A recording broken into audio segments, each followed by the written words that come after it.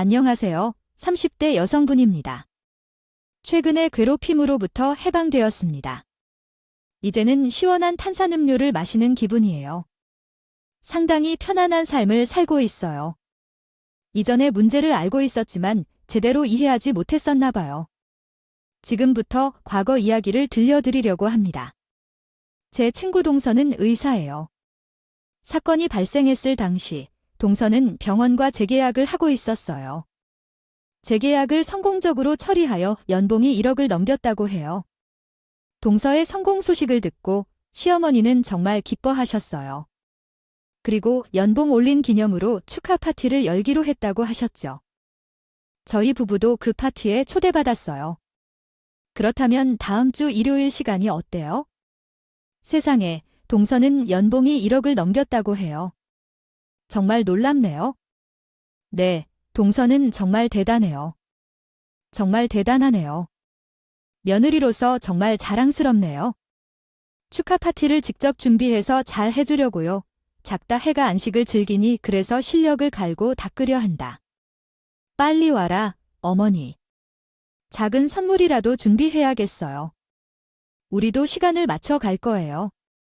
약속한 날이 왔고 나와 남편, 아이들까지도 모두 시어머니 집으로 갔어요. 도착하자 없는 살림을 정말 많이 차렸답니다. 명절 때도 이렇게 차림을 본 적이 없었어요. 어머니 정말 실력 좋으신 것 같아요. 한식당도 놀라게 할 정도로 가짓수도 많고 맛도 좋았어요. 어머니 음식 잘 하시는 거로 알고 있죠? 그날은 음식뿐만 아니라 기념할 수 있는 포토존까지 준비해 놓았어요. 우리가 도착했을 때 동선이와 서방님이 사진을 찍고 있었어요. 행복한 표정이었죠. 연봉 오른 것만으로도 축하를 받을 만큼 많은 일을 해오셨을 텐데 우리 동서는 정말 대단한 분이에요. 작은 집에서 태어난 공주님이시죠. 별 볼 일 없는 우리 서방님과 사랑을 나누어 결혼했어요. 서방님은 결혼 전부터 직업이 있어서 특별한 재주도 없는 사람이에요. 그런데도 그 공주가 우리 서방님을 사랑한 건 오직 한 가지. 우리 서방님이 정말 잘생기셔서 그 빼어난 외모에 반해 결혼을 했어요. 그리고 자기만을 위해 열정적으로 사랑을 쏟아주는 모습에 신뢰를 가지게 되었어요. 결혼을 결심하는 것은 정말로 훌륭한 일이라고 생각할 수 있어요. 뭐 어차피 돈이 있다면 동생이 많고 본인도 돈을 잘 버니까 돈은 중요하지 않다고 생각했다고 하셨죠. 자기 하나만 바라보고 헌신할 수 있는 남자라면 됐다고 생각하셨다고 해요. 실제로 결혼해서도 처가에 완전히 헌신하며 살고 계신다니 참 멋지시네요. 어머님은 사별하시고 혼자셨는데 어렵게 사셔서 그런지 돈을 엄청 밝히셔요. 제 결혼할 때도 제게 해준 것 없으면서 예단을 그렇게 바라셨다고 하셨죠. 그때부터 어머님께서는 노골적으로 저와 동생을 대놓고 편애하셨다고 하셨어요. 그때부터 어머님께서는 노골적으로 저와 동생을 대놓고 편애하셨지요. 저는 계속 감정이 쌓여가면서도 가족이니까 잘 지내보려고 혼자 감정을 참고 시골 식구들을 대했지만 쉽지 않은 날들이 많았어요. 어머님은 로또 같은 동생이 자기 아들에게 눈이 멀어 결혼을 했으니까 콩고물이라도 떨어질 줄 알고 기대를 많이 하셨다고 하셨는데 의외로 동생은 칼 같은 성격을 가졌다고 해요. 동생은 항상 조건이 붙는 사람이라고 하셨고 어머님께서는 매일 집에 계시면 심심하시단 걸 알겠어요. 식사 준비 중이에요. 이번에 내 시집지인 김치가 떨어지는 바람에 매일 먹는 반찬집이 문을 닫았어서 맛 좋은 김치를 구하지 못해요. 어머님께서 김치를 먹어보시면 마실 걸까 봐요. 제 집에서 김장하실 수 있다면 재료비와 수고비까지 포함해 100만 원을 드릴게요. 완전한 시크론 속내를 드러내고 어머님을 부탁했는데 그 일을 하기에 아쉬워하시는 어머님은 아르바이트를 한다고 생각하셨어요. 자기 집 청소 아줌마가 다친다고 도와주면 10만 원을 준다고 제안했었는데도 어머님께서 가서 청소해 주셨어. 남편에게도 특혜를 주지 않는 어머님께서 시댁 식구가 왕비를 대접하는 자리에서 남편을 도와주셨다고 해요. 내일 아무 일 없을 텐데 친정 가서 잔디 깎고 오면 용돈 20만 원 줄 테니 아빠가 하기 힘들어서 젊은 당신이 해달라고 요청했어. 그냥 더 좋아요. 아버님이 처가 집사람이 아니라 손주인데 시키기 좀 그렇다고요. 최혜송도 어머님, 해당 집에 가면 손주로 대해주시고 다른 사람에게는 돈을 줘야 하는데요. 남편은 끊임없이 일에 돈을 벌면 자신이 쓸 수 있게 된다. 용돈도 벌고 친정의 인사도 갔다. 이건 일석이조야. 동서가나요. 예전은 상관이 없어요. 어차피 집에 있으면 할 일도 없으니까. 아, 여보, 내일 아버님 도와드릴 테니까 용돈 좀 주라고. 시댁 식구들이 생각하는 것은 일반 사람들과 완전히 달랐어요. 시댁 식구들은 돈 앞에서 자존심도 생각도 없는 것 같았어요. 어머니도 마찬가지로 돈이면 일을 시키고요. 그런데 돈만큼 좋은 직장이 있어서 남편과 함께 있으면서 돈으로 모든 것을 할 수 있는 동서를 이해할 수 없었어요. 동서는 제가 좋아하지 않았던 돈으로 사람들을 부리려는 태도를 가지고 있었고, 저는 이런 태도에 참모 없었어요. 우리는 다르게 생각해서 서로 힘들었어요. 저는 대기업에 다니고 남편은 하청업체에 다니는데 우리는 일하다 만나 결혼했어요. 직급도 제가 높고 연봉도 제게 높았어요. 저희 친정은 그럭저럭 잘 사는 편인데 동서는 훨씬 잘 사는 편이었고 구제불능이었던 도련님을 단번에 상류층으로 올려준 사람으로 어머님께서 그 존재만으로도 고마워하셨어요. 그리고 고마운 마음을 이해할 수 있지만 그렇다고 저와 편애하실 이유는 없어요. 서운함 속에서 저희는 동서의 연봉 인상을 축하하기 위해 파티에 참석했어요. 나는 오늘 또 얼마나 실망스러워질까 걱정했다. 동서가 활짝 웃으며 사진을 찍는 것을 보고 부러워하면서도 억울했다. 우리 아이들은 둘인데 5살짜리와 3살짜리다. 그들은 본능적으로 확실히 움직이는 나이이다. 동서의 연봉 인상 파티에서는 부러진 다리를 진냉한 음식을 보고 빈속 상태로 갔었기 때문에 더욱 배고픈 느낌이었다. 아이들과 시댁에 들어가서 인사를 하고 손을 씻고 축하의 말을 전했다. 동서야, 축하해. 진짜 멋져. 연봉이 1억을 넘기면 어떤 느낌일까? 진짜 축하해. 그러나 결과는 다르게 나왔다.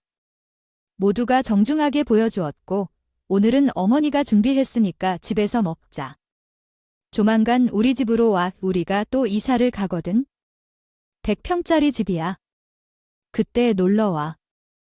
동서의 선물이 잘 돌아가는 시기라는 것을 알았다. 그때도 함께 갈 것이며 동서의 연봉 인상에 대해 축하하고 싶다. 소소한 선물을 준비했다. 사람들과 대화할 때 예쁘게 보이라고 립스틱을 사줬다. 색깔을 바꾸고 싶으면 어떤 매장으로 가서 바꾸어도 돼. 고마워요. 머리라도 가져가라고. 비로소 브랜드가 비싼데요. 우리 형님은 너무 무리하셨다. 고맙게도 잘 받아들이겠습니다. 항상 동서는 그런 식으로 말하시죠. 형편없이 무리하지 말라고 하면서도 거지 취급하신답니다. 돈이면 뭐든 가능하다는 마음가짐이라도 있는 모양이죠. 자기가 세상에서 제일 부자인 것처럼 행동하며 남을 이용하시는군요. 정말 마음에 들지 않았지만 어쩔 수 없이 듣고 있는데 어린이들이 배고프다고 소리치십니다.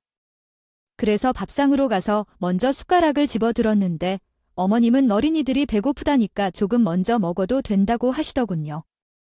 그러더니 갑자기 제 손을 쥐어주며 때리기 시작하셨어요. 내가 뭔데 의사 동서보다 숟가락을 먼저 들었냐? 돈 많이 버는 사람은 어른이고 윗사람이야. 아이들 보는 앞에서 당했습니다. 아이들은 얼음처럼 얼어버리고 당황한 눈빛을 보며 가만히는 못했습니다. 매우 기가 막혔어요. 미안하지만 열이 나더군요. 숟가락을 던지고 막 따지려 했습니다. 어머님, 이게 무슨 짓이에요? 이제 당신이 치고 있는 것 아닌가요? 남편과 아내의 대화가 계속되고 있었어요. 아내는 남편이 먹기 전에 음식을 먹는 것에 대해 불만을 터뜨렸고 남편은 아내의 말에 대해 조용히 듣고 있었어요. 이 상황에서 동서라고 불리는 아내의 아들이 가까이 와서 말했어요. 엄마가 먼저 밥을 먹었어요. 이걸로 되게 화났다라고 어머니의 행동을 비판했죠.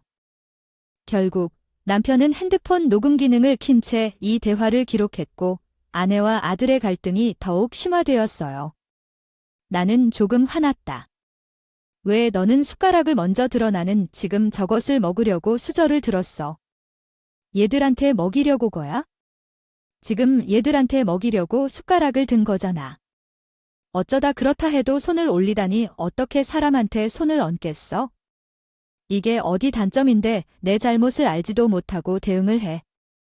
내가 널 때린 데서 오는 거야? 어디 한 대 더 때려줄까? 그래, 눈치 없게 왜 먼저 숟가락을 들어? 내가 그냥 있잖아. 형님, 눈치 없는 건 병이야. 병, 너 지금 뭐 해? 우리 엄마를 바라봐. 아주 극단적이다. 엄마애 없이 말했으니까 너 정신이 아직 안 돼 있구나. 어떻게 사람들이 한순간에 다 미쳐버릴 수 있어? 나는 끝까지 싸우고 싶었지만 어른들 사이에서 얼어있는 어린이들을 봤어. 그래서 거기까지 하고 나가 애들을 데리고 나와. 계속 있으면 우리 애들에게 안 좋을 것 같았거든. 우리 차를 타고 병원으로 가서 진단을 받았어. 집에 와서 오늘 있었던 일을 애들에게 설명하고 돈가스를 시켜 맛있게 먹였고 진정시키고 재웠어. 늦은 밤이 되어 남편이 언제 돌아왔는지 전화가 울렸어. 아마 차를 찾아온 거겠지? 받지 않았어. 그리고 집에 온 남편은 다짜고짜 저에게 더 따지더라고요. 당신 미쳤어. 그렇게 하고 가버리면 어떡해? 그리고 차는 왜 가져가? 나 혼자 어떻게 하라고? 우리 집을 그렇게 만들고 당신 혼자 가면 끝이야. 내일 당장 엄마랑 재수 씨한테 전화해서 사과해. 당신이야말로 미쳤어. 내가 사과할 게 뭐야? 아니, 내가 애들 먹이려고 숟가락 들었고 설사 내가 배고파서 밥을 먼저 먹었다고 진짜. 근데 이게 맞을 짓이니? 완력을 행사할 일이야. 생각은 하고 말하는 거야? 나 당신 와이프야. 지금 누구 편을 드는 거야? 재수 씨 축하해주러 만든 자리잖아.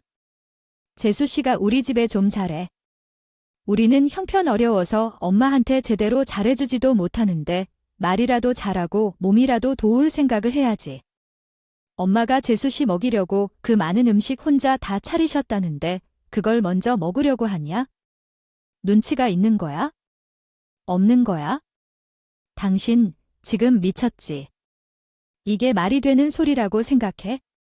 세상 사람들한테 물어봐. 이게 잘못한 일인지.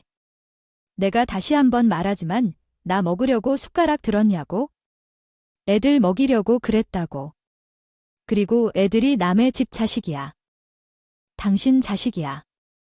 당신 자식이 배고파서 징징거리는 소리 같이 듣고도 그런 말이 나오니? 아무튼 당신이 잘못했고 엄마한테 다가가지. 당신이 이렇게 나를 대하면 진짜 다시 만나지 않을 것 같아. 정말 이런 줄 알아? 누가 손해를 보는데? 아, 돈을 잘 버는 동서한테 빌부터 살 생각이 생긴대. 그렇게 해서 내 가족들이 내게 이런 걸 하는 이유는 모르겠어. 말이 안 통하니까 그만할게. 지금 나가는 게 어떨까? 집으로 돌아가서 살아 꺼지라고. 남편은 이 일로 우리와 헤어질 생각까지 했다는 게 너무 확실하게 결심을 했어요. 난 정말 기가 막혔어. 남편은 씻고 서재방으로 이불을 챙겨가서 자더라고 해. 그렇게 결혼 후 처음으로 따로 방에서 잤어. 다음 날 일어나 보니 남편은 이미 출근을 했고 나는 아이들을 어린이집에 데려다주고 출근을 했어. 육아로 인해 조금 일찍 퇴근해서 아이들을 하원시켜야 했는데 그날 집에 와서 일을 처리하려 컴퓨터를 켰더니 세상에 포털 사이트에서 이혼할 때 어떻게 해야 하는지 검색을 엄청나게 했더라고. 기가 막혔어. 이혼하고 싶다는 게 진짜였어. 나는 뭐 그렇게 잘못했나. 배고픈 아이들에게 음식을 먼저 주었다고 그게 큰 죄인가? 남편한테 그나마 있던 정도 뚝뚝 떨어졌어. 시댁은 말할 것도 없고 결혼 후 시댁에서 무시를 당할 때도 남편은 한마디도 도와주지 않았어. 내가 한 번도 보호해줄 생각이 없었어요. 시어머니는 자녀들을 코 빼뜯는 게 당연한 일이라고 생각하고 못해줄 때는 무시하는데 마침내 그런 날이 하루도 빠지지 않았어요. 제 자신에 대한 억압이 많았고 그렇게 하다 보면 제가 당할 수도 있다는 생각도 들었어요. 남편이 저녁 먹으러 들어오자마자 내랑 이혼하고 싶은 거야 하면서 물었어요. 어젯밤새 이혼에 대해 열심히 검색했다고 해요. 소득이 있으니까 넌 이혼하고 싶어 하니까 자리에 이혼 동의서를 놓고 필요한 서류까지 모두 준비해왔어요. 그리고 자신의 개인정보를 써야 하는 부분에 이미 슬기로이 작성해뒀다는데요.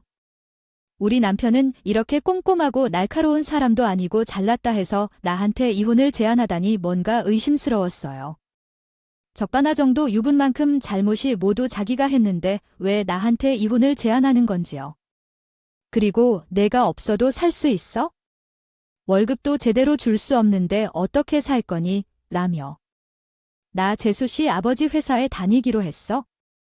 다음 주부터 일하기로 했고 연봉도 많이 받게 될 거야. 그러니까 너는 걱정 대신 내가 너를 걱정할래 라며 이렇게 서운해합니다. 서서히 아버지도 그 기능이 있는데 당신은 그 능력이 없다는 점이 매우 안타까운 것 같아요. 동서애가 사람을 보는 눈이 없다는 건 마치 사람들이 당신과 같은 사람을 인정할 줄 모른다는 듯해요. 그런데 말이죠. 나는 당신이 만난 후에는 자야 할 이유가 없다고요. 재수 씨는 나를 밀어주려고 하더군요. 그렇지만 당신은 나를 위해 뭔가라도 해주셨어요. 나는 이제 당신이 필요 없다고 생각해요. 이제 당장 이혼해야 한다고 생각돼요. 정말 막장까지 왔다는 느낌이 들어요. 나는 다른 사람들에게 치켜 세우려고 하는 저 인간들을 참지 못해요. 그들에게 상종하는 것도 싫어요. 실은 나도 이혼을 생각한 적이 많았어요. 내가 그런 싸움으로 인해 이혼을 생각했던 게 아니라 그 전부터 참아왔던 것들이 많았거든요. 의사 동서와 비교질하는 시어머니 이야기도 많았어요. 그런데 그 모든 일들을 이렇게 이야기하면 책 한 권도 모자라지 않을 텐데요. 그럼에도 불구하고 하지 않은 이유는 우리 아이들이 아빠 없이 크는 게 걱정돼서일 거예요. 그런데 이렇게 폭력적이고 비합리적인 아빠라면 없는 게 더 낫겠다는 생각이 들더라고요. 이렇게 괴롭힘이 당하니까 정말 참담하더라고요.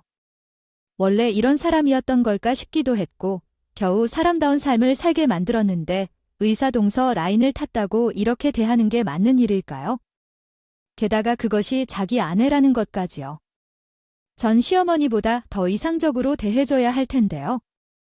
남편에게 실망했어요. 오만정이 다 떨어졌어요. 결혼 전에는 밖에서 만난 거라 몰랐는데 결혼 후 시댁의 경제 사정을 알게 되었어요. 정말 찢어지게 가난한 거예요. 시어머님과 남편. 아버지는 친족 집에 얹혀 살고 있었어요. 건강한 아들 둘이 있고 어머님께서도 아픈 곳이 없으신데 돈 벌 생각을 안 한다고 해요. 시어머님은 친척 집에서 눈칫밥 먹으며 사는 게 힘들다고 저에게 자주 한탄을 해요. 지금 우리가 살고 있는 곳이 내 시아버지 집이거든. 그렇게 잘 살면서 동서가 얼마나 구박하는지 모르겠어. 아내가 진짜 서러워서 제 명에 못 살 것 같아. 스트레스가 만병의 근원이라던데 탈모도 생기고 심장이 떨리고 밥도 잘 못 먹고 소화도 안 돼. 우리 가족끼리 따로 살 수 있으면 좋겠다는 소원이었을 텐데 너희들 집에 가서 살 수는 없겠지. 어머님 고생이 많으세요. 도련님은 일 안 하세요. 어머님도 일을 찾아서 해보시는 게 어떻겠어요. 우리 집은 아직 좁아서 어려울 것 같아. 내가 힘든 일은 잘 못해. 예전에 식당 서빙 일을 했을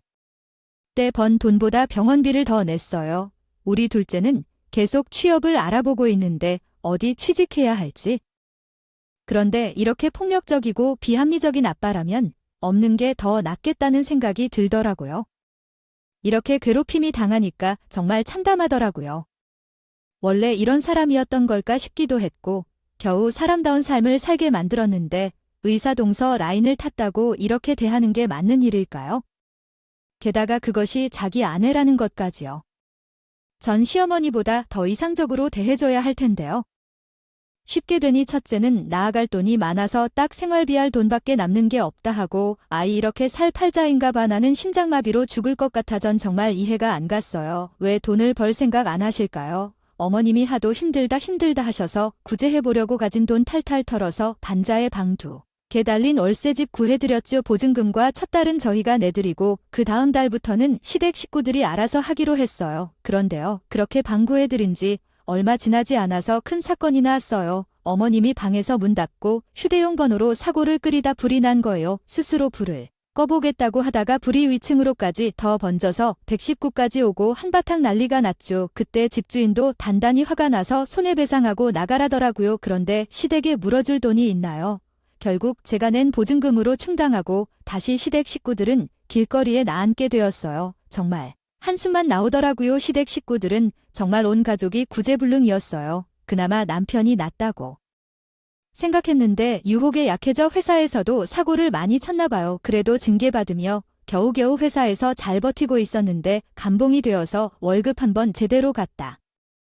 그런데 이렇게 폭력적이고 비합리적인 아빠라면 없는 게 더 낫겠다는 생각이 들더라고요. 이렇게 괴롭힘이 당하니까 정말 참담하더라고요. 원래 이런 사람이었던 걸까 싶기도 했고 겨우 사람다운 삶을 살게 만들었는데 의사동서 라인을 탔다고 이렇게 대하는 게 맞는 일일까요? 게다가 그것이 자기 아내라는 것까지요. 전 시어머니보다 더 이상적으로 대해줘야 할 텐데요. 저는 저런 일을 할 줄 몰랐어요. 내가 인생의 실수를 한 것 같아요. 내가 어떻게 그런 사람과 결혼을 했는지 이해가 안 돼요. 시댁 가족들은 다 외모도 출중하고 예의 바르신데 내가 왜 그 사람한테 홀린 건지 모르겠어요. 그 사람은 하청업체 직원이긴 했지만 그동안 성실하고 일 잘하는 사람으로 소문났었는데 그런 쪼르라 이런 일을 벌였어요. 이렇게 생각지도 못했던 사람이었는지 정말 놀랐어요. 사람이란 정말 오래 봐야 알 수 있겠다 싶었어요. 지금에야 제 정신을 차리게 되었어요. 그 사람들과는 일절 필요 없다는 걸 깨달았죠. 남편이 이혼 서류를 준비해왔고 양육권은 저가 갖기로 결정했어요. 재산 분할도 언급돼서요. 그런데 남편은 자기가 집을 나가는 대신에 집값의 반을 받겠다고 해요. 무슨 말인지 모르겠어요. 집은 내 명의로 되어 있는데 차도 내 명이고 당신이 돈을 지불할 때 당신 돈으로 산 게 없는데 무슨 말이에요? 저는 그런 소리를 듣고 어이가 없어 했죠. 당신이 무슨 소리를 하는 건가요? 집 명의만 내 거지 내가 낸 돈도 들어갔다고요. 나도 어느 정도 돈을 벌어다 줬답니다. 돈 말하는 거 맞아요. 그렇다면 협의 없이는 안 되겠군요. 이제는 이혼 소송으로 말해야 할 것 같아요. 법정에서 결정되면서 더 말이 될 거니까요. 우선은 집에서 나가세요. 남편은 자기 비중이 있다며 고집을 세웠어요. 그런 말은 이해가 안 가요. 하지만 일단은 나가라고 했을 뿐이에요. 옷을 챙겨 나가서 어디론가 떠났어요. 다음 날에 남편이 동선회로 갔다는 사실을 알게 되었습니다. 몇 일 뒤에 신세가 지나다고 했다고 합니다. 그 사실을 서방님이 알려주셨습니다. 형 잘 있다고 말씀하셨어요. 시댁의 사람들 중 서방님만 조용히 있는 상황인데요. 서방님이 생각이 옳아서가 아니라 아무 생각이 없어서 그냥 조용히 있는 거예요. 자기 형처럼 무슨 일이 있어도 뒷짐을 지는 사람이라는 뜻이에요. 형이라는 분께서 아내와 다투고 동생네에 산다고 하니 정말 미쳤죠. 부끄러움이란 게 있을까요? 부끄러움을 모르는 사람인 것 같아요. 어쨌든 동서가 받아준다고 하니까 제가 신경 쓸 일은 없겠지만 동서도 귀찮은 사람이 하나 더 생기니까 피곤할 거예요. 남편이 집을 나간 후 저는 이혼 소송을 준비했어요. 추가로 남편과 시어머니를 상해죄로 고소했습니다. 제게 고소를 당한 시어머니는 그 사실을 알고 오셨는지 거의 달린 듯이 제게 쫓아왔어요. 그때 저희 아이들이 하원하고 있는 동안이었죠. 아이들이랑 같이 있더라도 아주 거칠게 욕하셔서 아이들이 다 들었습니다. 아이들뿐만 아니라 얼마나 큰 소리인지 저희 동네 사람들도 다 알게 되었고요. 애들이 보는 앞에서 그러시는 것에 대해 추가로 명예훼손죄로 고소했어요. 그때서야 시어머니가 잠잠해졌죠.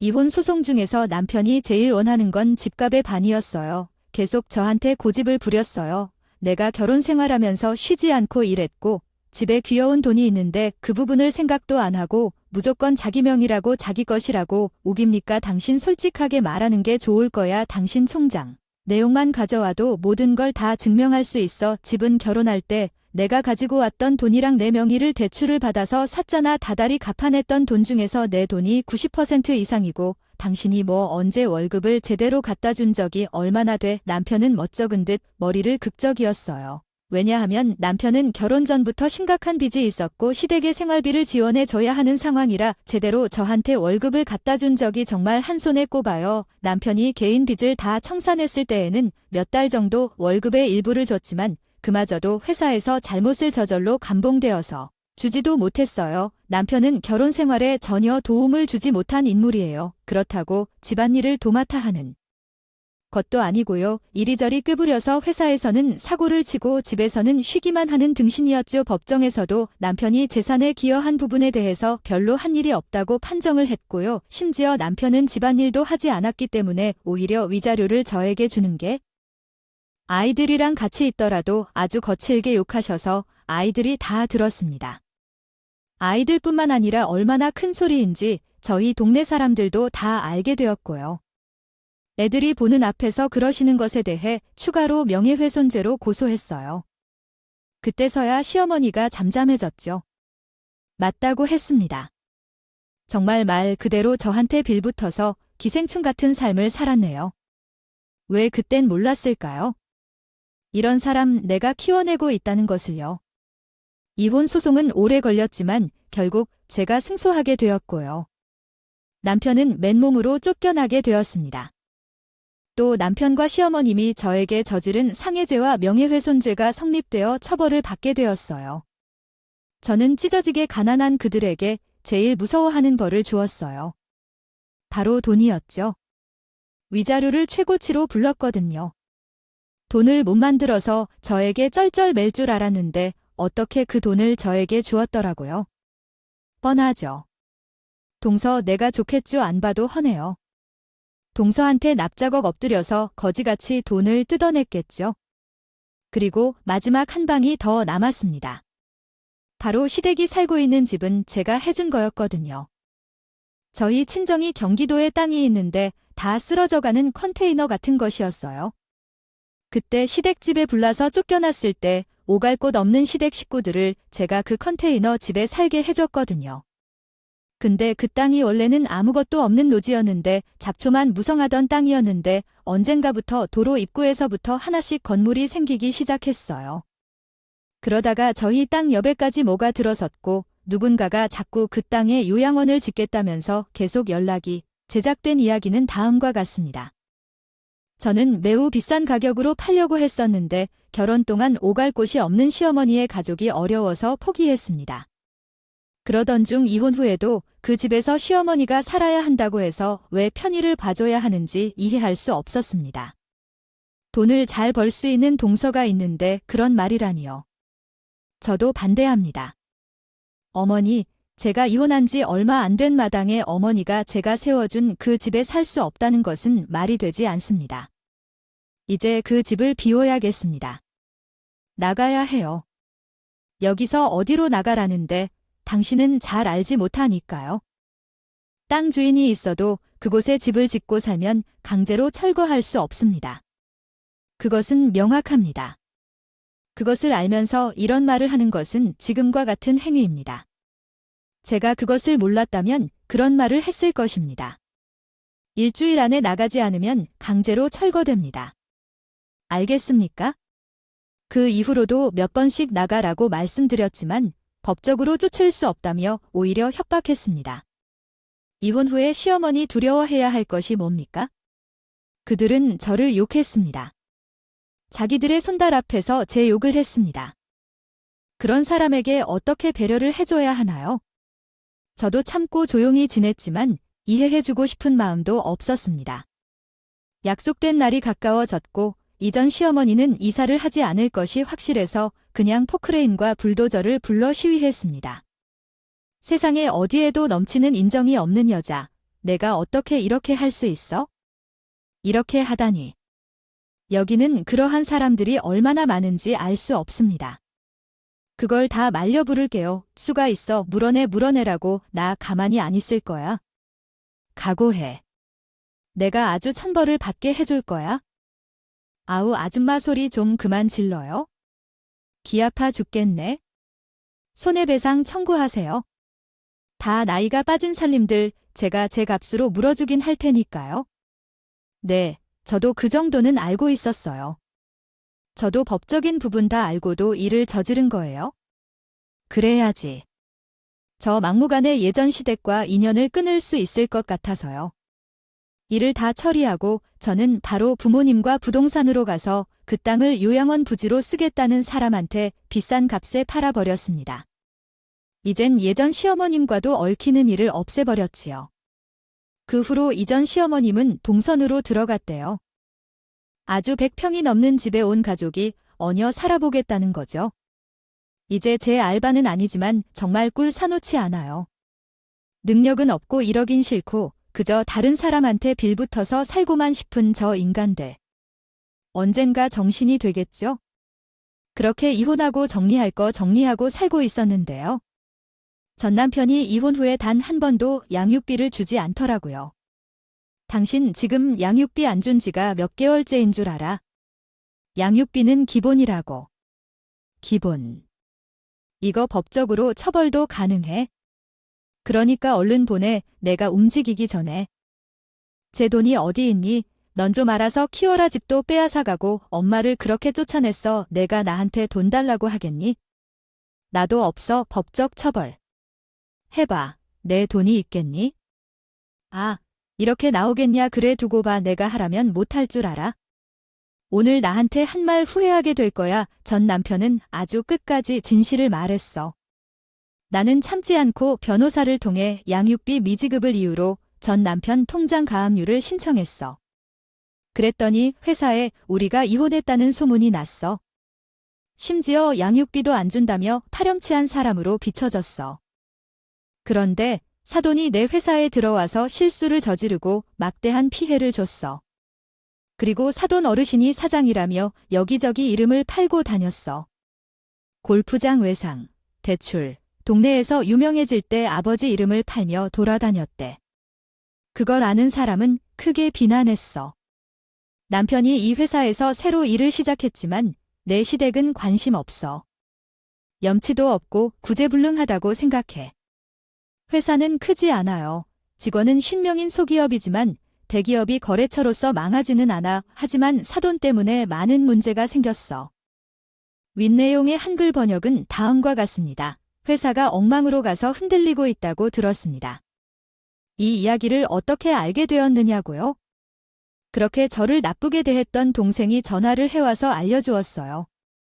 형님, 결합을 생각하고 계신가요? 아, 정말 좀 아주부님을 데리고 가주세요. 어머, 웃기다 동생아. 아니 세진 씨, 내가 이혼한 상황에서 전 남편을 왜 데리고 가라는 거야? 이제 당신과 당신 시댁 식구들과 함께 살아야 해. 그리고 내가 세진 씨를 좋은 감정으로 생각했다고?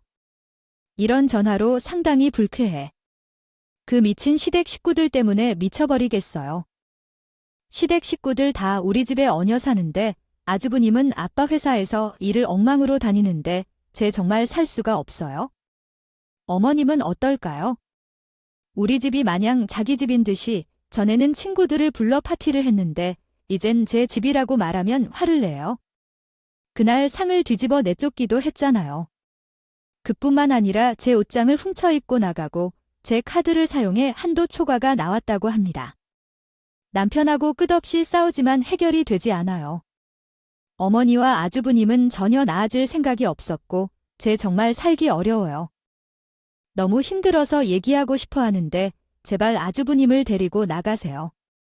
그런 얘기는 난받을 필요도 없고 계속 전 남편을 왜 내게 데려가라고 해? 동생아, 미쳤나 봐. 저는 다른 사람이라서 가정일은 가족 구성원들끼리 스스로 해결해야 한다고 생각해요. 그리고 어머님이 동서를 즐겨 했었죠. 동서도 그런 것을 좋아했고 오직 나만 왕따 당하고 둘이서 즐겁게 지낼 때라는 것은 없었어요. 어째서 이제 와서 이런 말을 하냐면 가족이 아닌 사람들은 끝낼 때가 왔으니까요. 동서였던 사람도 결국 시댁 가족들에게 물려가 버렸다. 정말 일도 없고 이런 사람들끼리 모여 살기란 제 정신으로는 가질 수 없어요.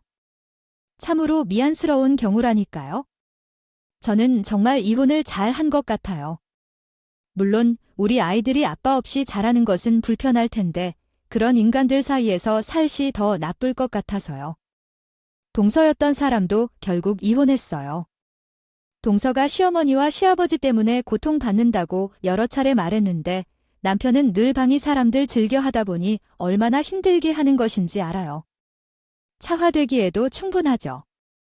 또한 동서의 부모님이 일하신 회사에서 전 남편이 큰 피해를 줬다고 합니다. 아무것도 잘하는 것이 없고 성공을 위해 자신의 이름을 파시려는 그 부족한 인간은 마침내 그 대가를 치를 수밖에 없었어요. 결국 동서도 이혼한데도 시어머니를 갈아탈 필요가 없는데요. 결국 이전 시어머님이란 사람들입니다. 전 남편은 일자리를 잃고 거리에서 살게 되었다고 합니다. 동서가 전화를 해서 미안하다고 했어요. 형님이 제가 생각이 짧았다고 했어요. 누가 그랬는지 기억이 나질 않아요. 시댁 사람들은 제 편이 되면 삶이 쉬워질 거라고 했어요. 그래서 그랬던 거예요. 어머님은 돈을 좋아하니까 돈으로 포섭하고 어머님을 제 입맛에 맞게 조종하면 편해질 거라고 생각해서요. 그런데 저는 생각이 짧았어요. 내가 저지른 모든 행동을 용서해 주세요. 용서하고 싶지 않아요. 당신과 내가 남남이야. 그 모든 일들은 그 한마디로 용서되고 잊혀질 일이에요. 나는 그 일들이 아닌 거야? 앞으로 그 어떤 전화도 하지 않았으면 좋겠어요. 내 결혼 생활에서 동서랑 있었던 날들이 악몽 같아. 그 어떤 이유에서도 전화하지 말아줘. 내 상처가 아직 아물지 않았으니까. 동서와의 관계를 정리하면서 제 상처가 아물기를 바랐어요. 그런데 이제는 전 남편이 전화해서 놀랐어요. 진짜 집안 모두가 진심입니다. 여보, 미안해. 나는 당신의 은혜를 잊고 싶었어요. 살았어. 나 정말 이혼하고 너무 힘들어. 당신이 없어서 그런 것 같아. 나 한 번만 용서해주면 안 될까? 용서해주면 내가 정말 잘할게. 아빠 역할도 정말 잘할게. 당신 미쳤구나. 왜 동서한테 버림받으니까? 내 품이 아쉬워졌니? 내가 당신이 돌아오고 싶다면 돌아올 수 있는 곳이야. 아니 나 당신과 당신 식구 대치 지긋지긋해. 무슨 배짱이들도 아니고 남의 돈 이용해서 먹고 놀고 하고 싶은 거야? 내가 그건 모를 줄 알아? 용서는 무슨 용서, 갈 곳 없으니까? 나한테 빌붙이려고 하는 거지? 됐고, 다신 전화하지 마. 그 이후로 전 남편과 이전 시어머님은 제가 전화를 받지 않자 집으로 꺼져 찾아오더라고요. 저희 집 현관문 앞에서 저를 기다리고 있는 게 한두 번이 아닙니다. 너무 소름 끼치지 않아요. 어미야, 이제 오니? 얘들아, 할머니 왔어. 우리 강아지들 많이 컸네. 어미야, 오늘 하루만 재워주면 안 될까? 갈 곳이 없어서 왔어. 제발 하루만 재워줘. 어머님, 아니, 아주머니. 자꾸 이러시지 마세요. 아니, 아주머니가 그렇게 좋아하던 둘째 며느리한테 가서 빌어보세요. 저, 그렇게 못마땅해 하셨는데? 저한테 이러는 거 염치 없지 않으세요? 이 돈 가지고 찜질방을 가든 여인숙을 가든 알아서 하세요. 이 돈 3만 원이 제가 당신들한테 베푸는 거다. 마지막으로 잡아서 한 번 더 찾아온다면 경찰을 호출할 거예요. 손에 3만 원을 쥐어줬어요. 그 돈도 진짜 주고 싶지 않았는데 왠지 아무것도 하지 않으면 그 사람이 집 앞에서 기다리고 있는 것 같아서 돈을 준 거예요. 그러자 그 사람은 그 돈을 가지고 순순히 떠났어요. 혹시 그저 돈을 원했던 것인가 의심도 들었습니다. 왜냐면 전 남편의 통장이 가압류되어도 돈이 들어오지 않았어요.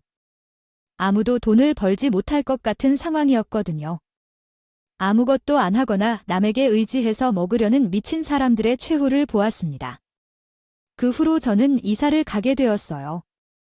이미 끝난 가족들이 계속 찾아와서 부담스러웠고 이전 어머님 덕분에 동네에서 수치를 당하기도 했으며 아이들과 함께 새로운 곳에서 새로운 시작을 하고 싶었기 때문이에요. 이사를 하고 나니 마음도 가벼워지고 새로운 활력도 생기며 할 수 있다는 의지가 생겼어요. 이제 누군가를 위해 희생하는 게 아니라 제 자신을 위해 살아가려고 합니다. 왜 이런 일들이 나에게 일어났을까 하는 절망과 후회의 시간을 많이 보냈었지만 문득 생각했어요. 계속 그 사람과 참고 살았다면 진정으로 내 삶을 살지 못했을 거라는 생각이 들었어요. 이혼을 통해 내가 잘못한 점을 인정하고 되돌릴 기회를 얻을 수 있었다고 생각해요. 기쁜 일이 일어나서 왜 일어났는지를 생각하는 것이 아니라 기쁨을 느끼게 되었습니다. 서서히 좌절에서 벗어나 자격증도 취득하고 노력하는 동안 승진도 하며 더 나은 삶을 살게 되었습니다. 인과응보라는 말은 허풍이 아니라는 것을 깨달았고 남의 것을 탐내지 말고 스스로 노력하여야 한다는 것을 다시 한번 느끼게 되었습니다. 문제를 생각해 나갈 때 문제를 파악하지 못하면 어떤 해결책도 나오지 않는다는 것을 깨달았고 문제를 파악하면 해결책이 나온다는 명언이 말하고 싶은 바를 알게 되었습니다. 지금 문제가 있다면 제대로 파악해보고 답을 찾을 수 있다. 이제 진정한 행복한 삶을 살아갈 수 있게 되었고 앞으로는 부모님과 행복하게 지내며 성실히 살아가기를 다짐합니다. 여러분들도 저를 응원해 주실 것이라 믿습니다. 여름이 곧 끝나겠지만 상쾌하게 보내시고 좋은 일만 가득하길 바랍니다. 감사합니다.